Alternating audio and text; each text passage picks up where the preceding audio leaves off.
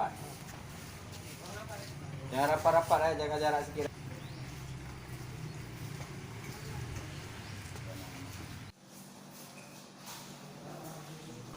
Sudarlun Universitas Syah Kuala, Banda Aceh menyelesaikan serangkaian proses ujian seleksi mandiri masuk perguruan tinggi wilayah Barat. Ujian berlangsung selama 2 hari, yakni 25 hingga 26 Agustus 2020, dengan menerapkan protokol kesehatan pencegahan COVID-19. Dari data panitia, jumlah calon mahasiswa yang mendaftarkan diri ke Unsiah pada tahun ini mencapai 2.497 orang.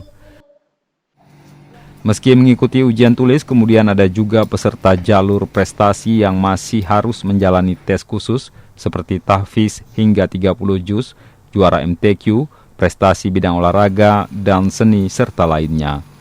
SMMPTN sendiri menjadi jalur terakhir masuk PTN setelah SNMPTN dan SBMPTN, dan merupakan seleksi mandiri secara bersama yang diikuti oleh 16 PTN wilayah Barat Indonesia. Menurut rencana, panitia baru akan mengumumkan hasil ujian peserta yang lulus pada Rabu 2 September mendatang. Dari Banda Aceh, Saudara Lun, Zulkarnain Jalil, Serambion TV.